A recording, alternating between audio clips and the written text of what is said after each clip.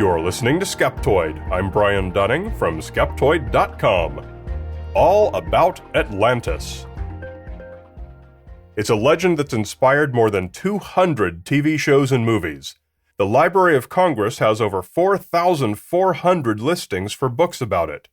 It is scarcely possible to grow up and not hear stories of Atlantis, the legendary ancient civilization that faced the wrath of the gods and was crushed beneath the seas, but not before lending its name to the ocean itself.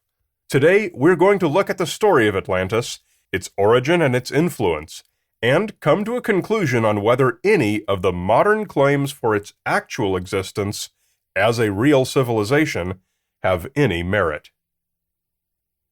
The myth of Atlantis is, in the simplest terms, an Elvis sighting. When Elvis Presley was found unresponsive in his bathroom in 1977, doctors tried to revive him. He was pronounced dead at the hospital. He was autopsied. There is no doubt that he died on that day. It is an absolute fact. Any dispute of this is little more than philosophical gymnastics. And so when someone reports an Elvis sighting, we do not bother looking into it, because we already know that person is mistaken at best. Similarly, over the course of the 2,400 years since Plato wrote of Atlantis, and countless people have tried to match his fiction to some actual island or geographical structure, we already know that all such efforts are in vain. For Atlantis was never anything but an allegorical device used briefly by a philosopher who made up such things all day long, and this is as established a fact as is the death of Elvis Presley. So it's not surprising that Atlantis left us no art, no language, no literature, no foreign trade goods scattered about the Mediterranean, no currency. Such things exist for all ancient cultures, well outside their geographical boundaries, and they would have for Atlantis as well. If we take the details of Atlantis given by Plato and consider any other ancient civilization for which we have a similar level of detail, names and histories of people who lived there, the population and their possessions and the decorations on their buildings, the attire of their kings, without exception we find that innumerable other lines of evidence also survive of that society. But for Atlantis, not a single speck of this exists. Not a coin, not a shard of pottery, not a clay tablet, not a descendant language family, not a word mentioned by any historian. Nothing at all, except two mentions by a single philosopher who never traveled far, never did any archaeology, never would have been expected to make such a monumental discovery. The reality of Atlantis does include an implied claim that Plato was the civilization's discoverer. If this had been the case, how would he have announced his discovery? Well, we don't know, as this is not something that Plato ever did in his career. His only discussion of Atlantis came in two of his writings, a brief mention in his dialogue Timaeus, in which he asks for examples of the perfect society, and the politician and author Critias answers with Atlantis as an example of the antithesis of a perfect society. Plato brought up Atlantis again in his dialogue titled Critias, in which Critias launches into a lengthy and greatly detailed discussion of the island nation, its lands and people and history, describing it as a tale handed down from a man known to his great-grandfather. But Plato left the book incomplete for an unknown reason, literally cutting off in the middle of a sentence, and all that survives is this introductory fragment. Both dialogues include the same four characters, Socrates as the leader of the debate, plus Timaeus, who has his say in the first book, Critias, who has his say in the second book, and Hermocrates, who, from references in the texts, we infer was to be the main speaker in a third book to complete a trilogy which Plato never wrote. Timaeus and Critias were written around 360 BCE. These books are examples of works that we collectively describe today as Socratic dialogues, and were written by Plato and others of his contemporaries. Their basic form has Socrates, or occasionally someone else, leading a discussion in which he invites one or more opponents to present him with a moral argument. Socrates lets them have their say, which would often employ allegory. Then he deconstructs their argument to find its inconsistencies. The dialogues always end with that person seeing the error in their thought, and with Socrates having illuminated the path to true wisdom. They embody what we now call the Socratic method of philosophical questioning.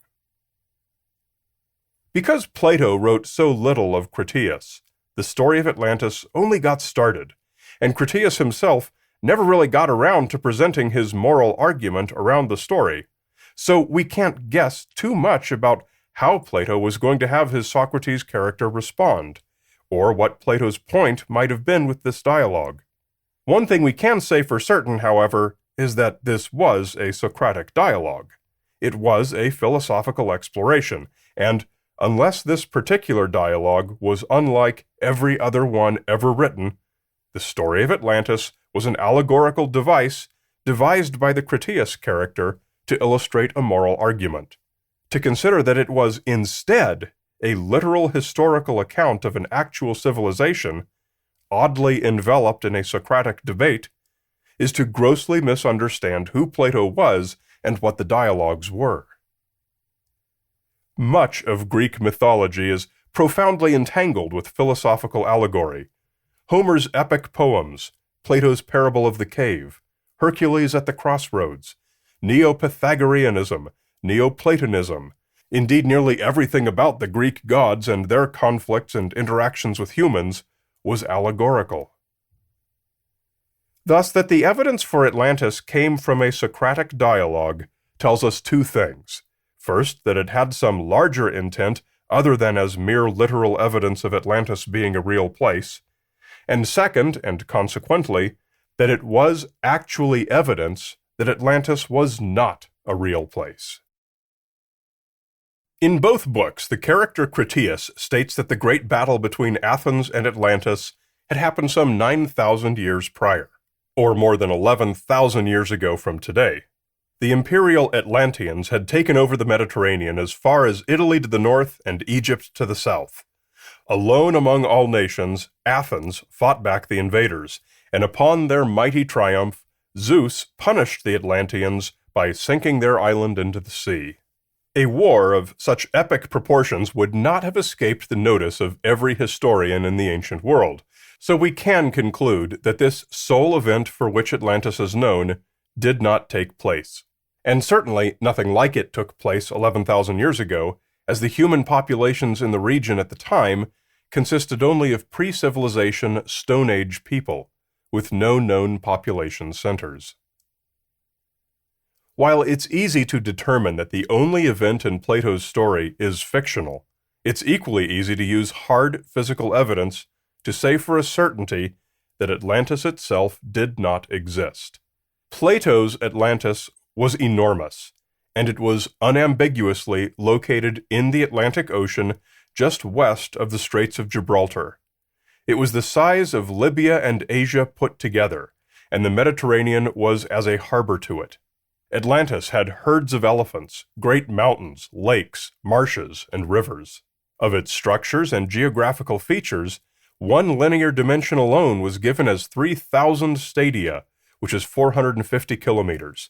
By Plato's description, we can infer that Atlantis was approximately the size of Iceland. It's not easy to lose an island the size of Iceland. The tectonic structure and history of the Western Mediterranean is well known to modern geology, as are the character and movements of the African, Eurasian, and Caribbean plates which underlie the Atlantic Ocean west of the Mediterranean. We can emphatically assert that there is no potential candidate from the geographical record for what Plato's character described, at least not within the past 100 million years or so, longer ago than Critias's apocryphal great-grandfather. And yet, clearly, many have pointed to today's actual geographical features and claimed them as Atlantis for centuries, features which cannot possibly be reconciled with the only description of Atlantis. This makes them Elvis sightings, with the added element of the guy not looking anything like Elvis. Nevertheless, Wikipedia's article, Location Hypotheses of Atlantis, lists more than 25 candidates, with their proponents and origins of the belief. These candidates include some that have been around for centuries, since before we had detailed geographical knowledge of the continents, such as Atlantis being in Sweden, in the Americas, in the Azores. They include newer claims made by alternative history enthusiasts, such as any number of places inside the Mediterranean and around the Straits of Gibraltar.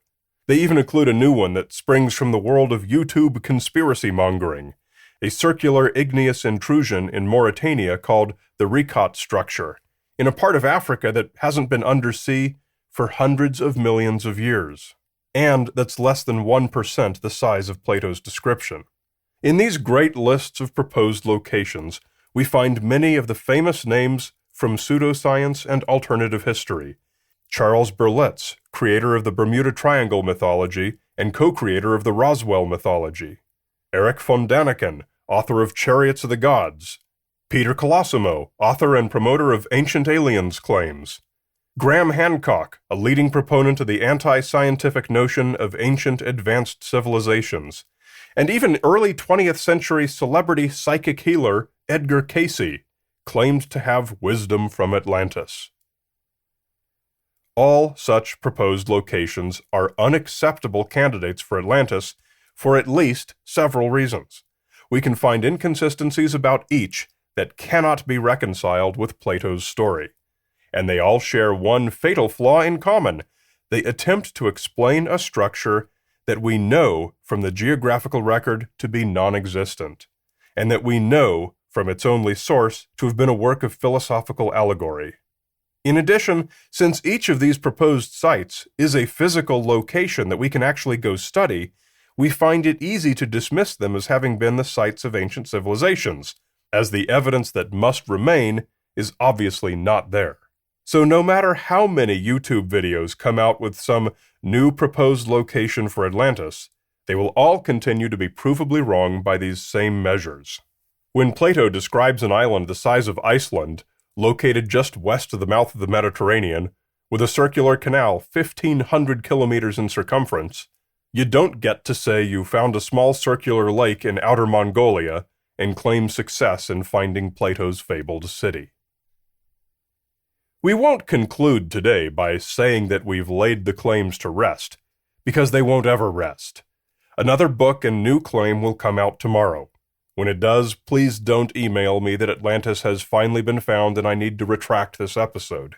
The same allure of ancient miracles that's kept von Däniken and Graham Hancock rolling in book sales for decades is now keeping YouTube conspiracy videos high on the list of what's trending, and will continue to mesmerize tomorrow's alternative theorists. There is a great irony in that we never really got to learn what point Plato intended to make with his story, since he discontinued the book so abruptly.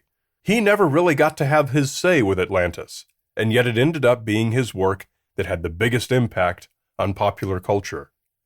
By saying almost nothing, he said the most.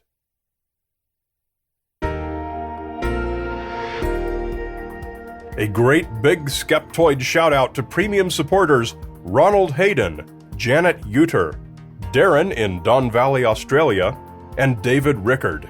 Thank you for making nonprofit science communication a reality and bringing critical thinking, Socratic or otherwise, to our worldwide audience. If you'd like to get your own shout-out here on the show, just come to Skeptoid.com and visit the members portal and click on Shoutouts. Let us all do this, such that we might wash over the entire planet like the waves that consumed Atlantis, shouting our scorn for Zeus until our very last breath. You're listening to Skeptoid, a listener-supported program. I'm Brian Dunning from Skeptoid.com.